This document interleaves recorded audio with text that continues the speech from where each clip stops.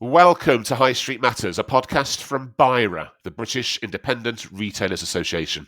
My name's Steve Dyson, a journalist who's interviewing business owners and experts about issues that impact independent retailers today. High Street Matters has explored crucial subjects such as accessibility, retail crime, and using AI to boost social media, providing top tips to help businesses stay ahead of the curve. In our latest episode, we're taking a detailed look at shoplifting, or, as we'll find out shortly, a subject that the sector prefers to name more accurately as shop theft. What are the latest figures and trends? Who are the different types of criminals that high street traders face? What is the thinking behind their illegal activities, and what can shop owners do about it? I'm going to be interviewing Andrew Goodacre, Chief Executive of BIRA, along with Emmeline Taylor, Professor of Criminology at City St George's, University of London. Let's speak first to Andrew Goodacre, Chief Executive of BIRA. Andrew, I know BIRA runs a regular retail crime survey and that the latest, completed in September, revealed a concerning picture of escalating theft. What are the latest figures and trends? Yes, hello, Steve. When the latest survey we did, which was only a couple of months ago, almost 75% of retailers reported some kind of theft incident in the past 12 months. Now, we don't do food shops. We're not grocery stores. We are the classic independent goods that shop that everything from a small pet shop to an independent department store to a cycle shop to a hardware store. And to think that 3/4 of them are experiencing this type of crime in the past 12 months, it's quite staggering. It seems as if every style of business, every type of shop out there is a target for people who want to steal from them. I think it used to be concentrated more in grocery, in alcohol and cigarettes and food items, but now it seems that everything is open to theft from these criminals. Another interesting statistic within that big number is that there's a rise, and almost 15 to 16% of the actual theft are for high value items between £200 and £500. And that's up on the previous year. So not only are we seeing more retailers being affected, but the criminals are setting their targets even higher in terms of the items they are stealing. The statistics themselves are really shocking. I remember reading one about how there have been 16.7 million shoplifting incidents recorded in the UK in 2023, and how that was more than double the figure in 2022, costing retailers overall a total of some £1.8 billion. I mean, the figures here are huge, and they must be devastating for independent traders, Andrew.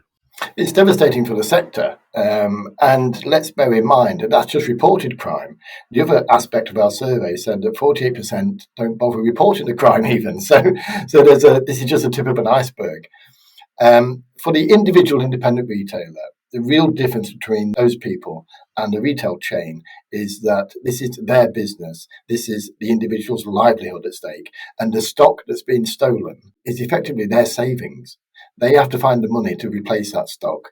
They bought the stock out of their savings. It is their business, and it's absolutely devastating from a business perspective. But to really understand the damage, I was talking to a retailer who has suffered quite a few crimes over the past few months, quite a few incidents. And he likened it to being burgled or being mugged once a week. If as individuals we left our homes and came back and thought it's going to be burgled at least once this week, we wouldn't live there. We wouldn't put up with it. We wouldn't accept it. And that's the kind of mental damage and stress and mental well-being issues that are occurring now, because the shopkeepers really are struggling to deal with the intensity of these crimes. I want to bring in Emmeline Taylor here. Emmeline's a Professor of Criminology from City St George's, University of London. Emmeline, there's obviously a huge problem with shoplifting, and I know that word itself is one that you're keen to avoid, isn't it? That's absolutely right. I think when we hear the word shoplifting, it immediately conjures an image of somebody stealing perhaps, a chocolate bar or a loaf of bread, it certainly no longer represents the scale and severity of the crimes that we're seeing now. And, Andrew's just talked about some of the violence, the verbal abuse that is also commonly being experienced by people working on the front line of retail. The British Retail Consortium suggests 1,300 incidents of violence and abuse every day in Britain. So I'm really keen to move away from this word shoplifting. There was recently a House of Lords inquiry into shop theft, and we discussed it within that inquiry. And their report, which they published earlier this month, clearly outlined a need to move away from this terminology and begin to talk about shop theft rather than shoplifting, to be able to convey the seriousness of what is happening in our shops. Okay, that's agreed, Emmeline. We'll continue with the term shop theft for this podcast, I promise. Emmeline, the figures are crazy, aren't they? And there just seem to be so many people breaking the law in this way. What I want to explore with you is who these people are, what's their thinking behind their activity, and why do they do it? It's a great question. I think in terms of the epidemic of shop theft that I think is widely acknowledged that we're experiencing, I think it is first important just to flag some of the difficulties around data and how that then means it's very difficult to confidently understand the motivations and profiles of offenders. So this year we've seen around 440,000 incidents of shop theft reported to the police. Now, as Andrew has already outlined, we know we've got an issue with chronic underreporting. If you compare that with the British Retail Consortium figure that you mentioned, 16.7 million incidents over a similar time frame, we realise that only about 3% of incidents are actually being reported. So that chronic underreporting means we don't have full visibility on exactly who, where, why and what are committing these offences. Now, I recently produced a report called Stealing with Impunity, and it looks at some recommendations around the better policing of this particular crime type. But in that report, I broadly categorise offenders into three key types. And the first, opportunists. We're seeing an increase in individuals stealing a handful of items, perhaps paying for the rest of their goods, but a sort of casualisation of shop theft. Now, they're not the cohort that are keeping, retailers awake at night. They're a problem, but they're probably one of the easier ones to address through target hardening, increased consequences for their actions. But the other two cohorts, which I think are still very problematic, one is local, prolific and persistent offenders. They're typically drug affected and they're stealing in bulk every day, treating this as a full-time job in order to fund their drug addiction. Now, I recently spoke to an ex-offender and he told me that you typically get between half and a third of the retail price when you sell on goods that you've stolen. His addiction was costing him nearly £500 a day. So he was having to steal almost £1,500 worth of stock every single day, 7 days a week, in order to just fund his habit. So the figures are eye-watering. If you then translate that figure, he was one individual. If you then think about that up and down the country, the level of stock that is being stolen is really shocking. Now, because of a variety of factors, we could go in a lot of depth in terms of policing operations and strategies and lack of resources, etc. But many offenders have been very vocal that there's little consequence to shop theft, particularly if it's kept below £200. Now, what that appeared to do was signal to organised criminal gangs, career criminals, that this was an easy target. So we've begun to see career criminals who might typically have been involved in drugs, firearms, even human trafficking, begin to target the retail sector because they see it as high reward and low risk. Now, again, that's really problematic because we have 43 police forces, and when you have a network that is travelling the country, because of that chronic underreporting, we haven't had the visibility and the ability to join the dots on these really serious organised crime groups. And I guess, Emmeline, with the breadth and depth of those different types of shop thieves, there's not just the people who take the goods off the shelf, but they've got to take it somewhere. I mean, if it's a gang and they're running in and out of a shop, there's got to be someone outside waiting for them. And then, of course, what happens to the goods afterwards? It's kind of speaking to a whole structure of crime, isn't it?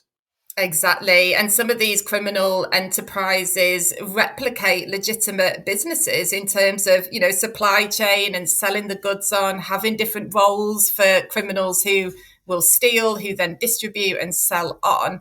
We're seeing an increase in stolen goods being sold online through online marketplaces. And I think that should really be focused on a little bit more in terms of regulating these online marketplaces and making it harder for criminals to be able to sell in bulk items that are clearly stolen. It's a really frightening scene. And Andrew, just bringing you back into the conversation, the detail of what we've discussed must sound pretty daunting to your members, to your average independent trader out there.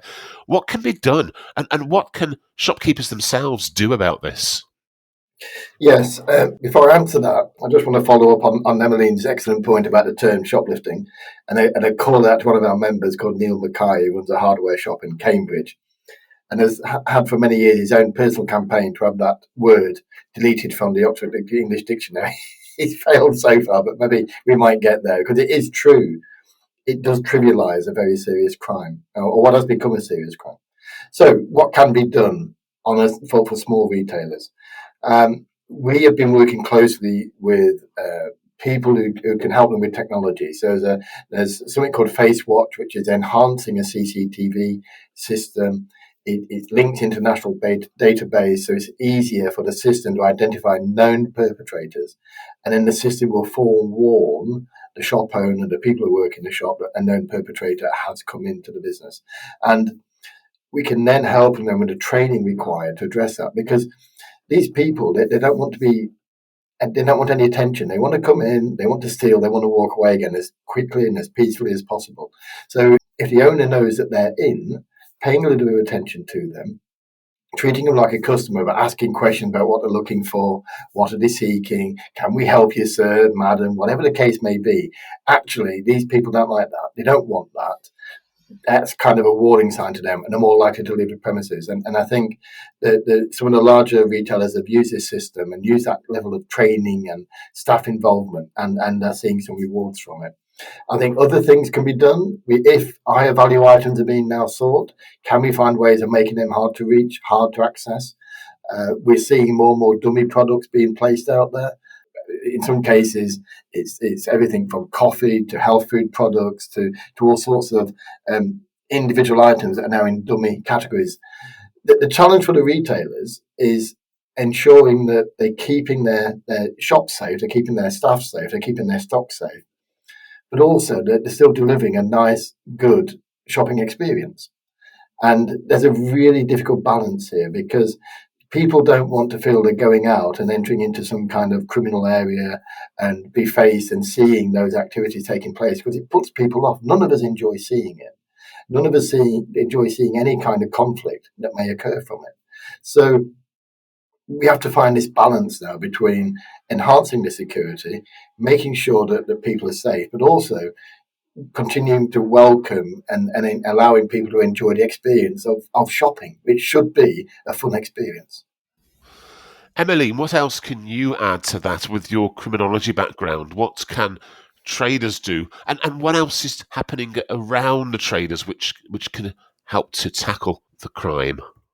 Yeah, I absolutely agree with Andrew in terms of some of those tweaks to, store design, layout, which can signal to a would-be offender that this is not an easy target to steal from. And so some of that might be, where you locate high value and attractive goods so that you have more visibility on them, to signal to that offender that if they were to steal at the moment and be able to leave the premises unapprehended, that they could be identified at a later date. So technologies such as CCTV and facial recognition, as Andrew has mentioned, are all good things to have in the toolbox. My real passion is around partnership. And I think independent retailers, working together is really powerful. And so if there's a business crime reduction partnership in the vicinity, then absolutely ensure that you're involved with that. They can share intelligence, they can deter offenders, from early on to try and prevent not just theft, but also potentially antisocial behaviour, which might be impacting on the store. More broadly, we're seeing a lot of activity nationally. The government appears to have really taken note of the issues from the industry that have been very sort of widely publicised. So we've seen pledges to invest. So in the National Business Crime Centre, the recent Home Office announcement that they'll be investing in that, and then also in what's been dubbed Pegasus, and that is the serious organised acquisitive crime unit in the police. And again, that will be targeting those networked offenders. So there's been a pledge to invest financially in that.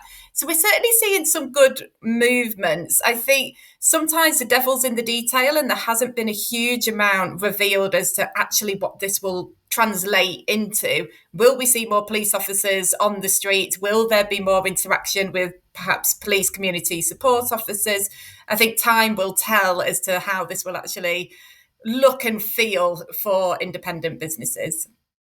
Yes, let me explore that theme with you, Andrew, the police and what they're doing about it. And as Emily mentioned, the government has recently announced that they're setting up a dedicated Home Office unit, which they say will directly monitor police performance in all sorts of crime.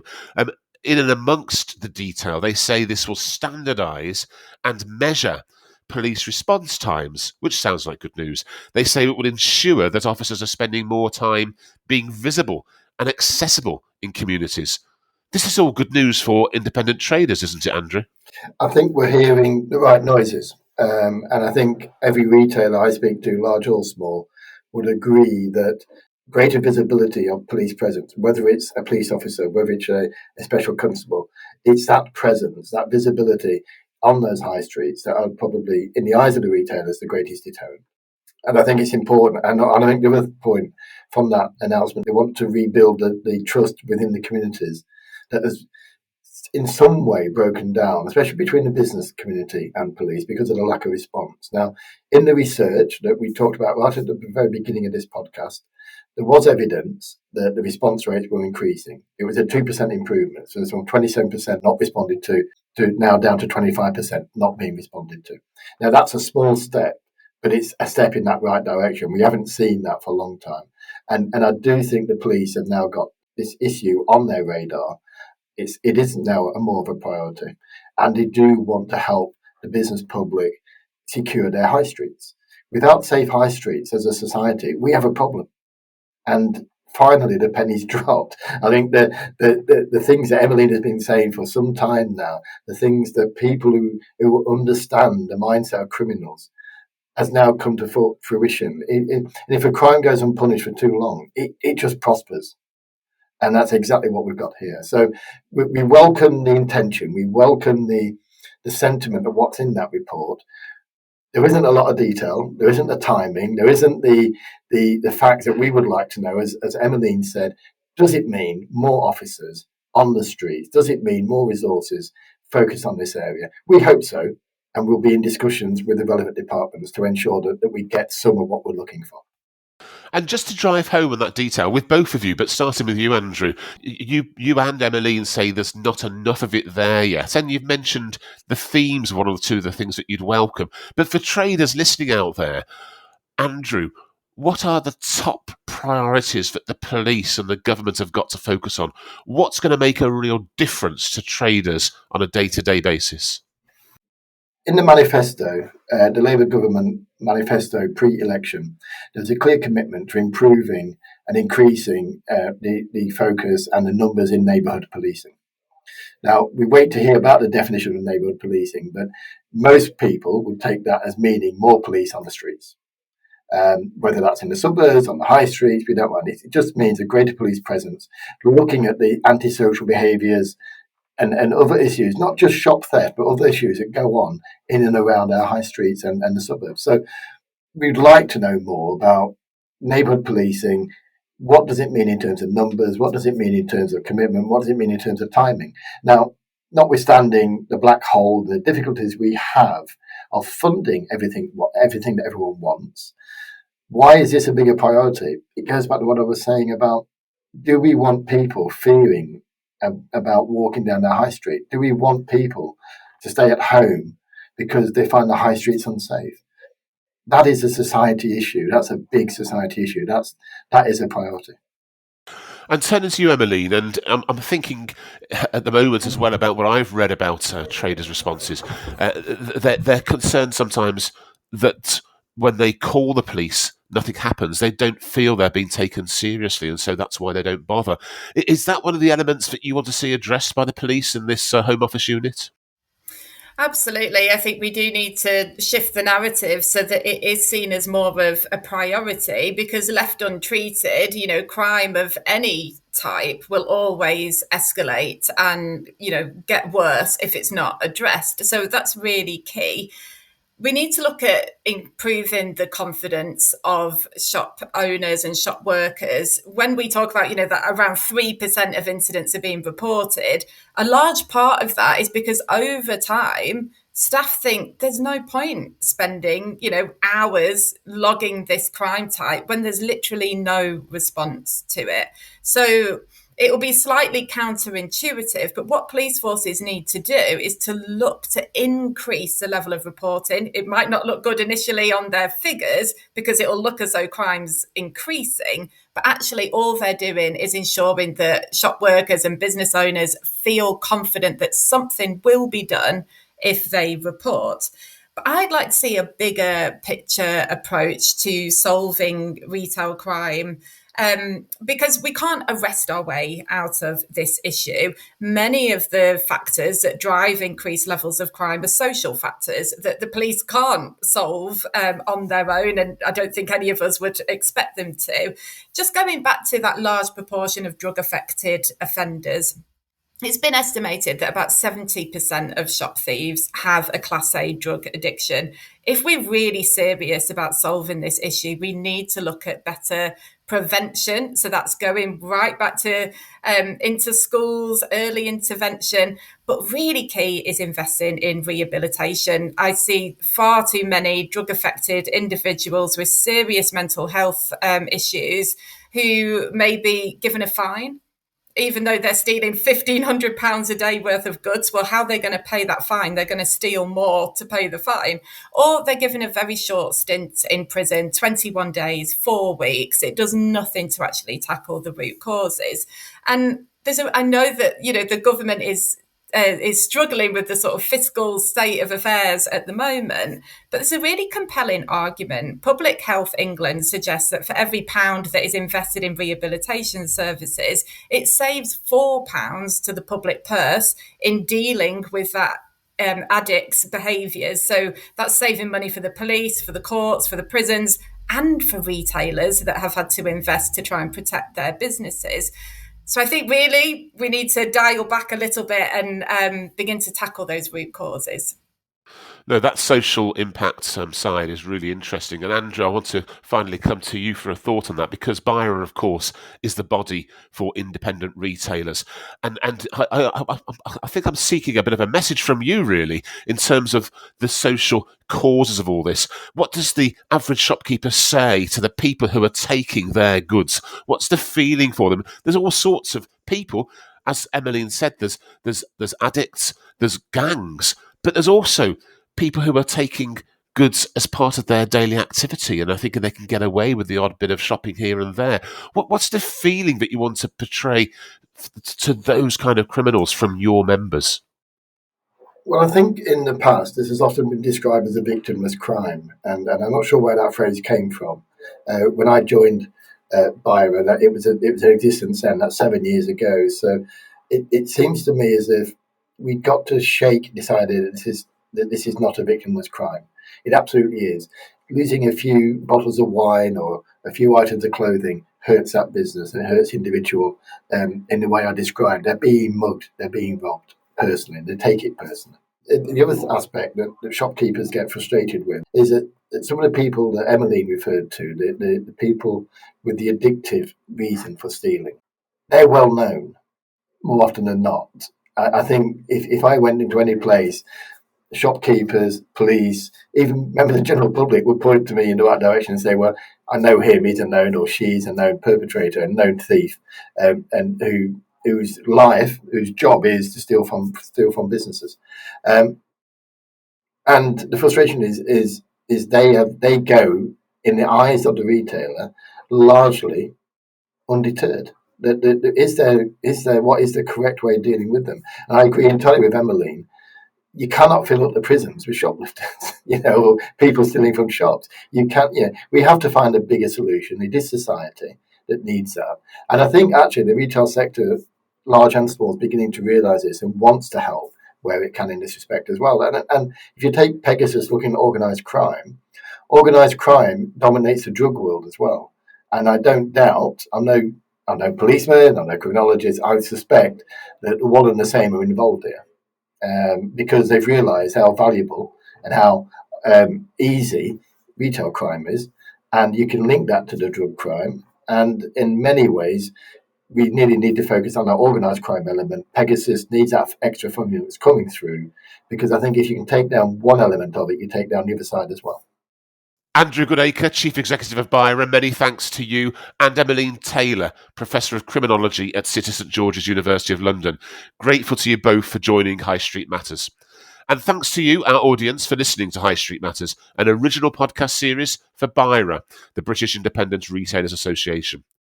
If you found the issues discussed today useful, you can find and listen to previous episodes of this podcast by simply searching online for High Street Matters BIRA. And you can find out more about this and other related subjects by visiting BIRA's website at bira.co.uk. Meanwhile, we'll be back soon with more interviews with some of the UK's most successful independent retailers and top experts here at BIRA. High Street Matters. Thanks for listening.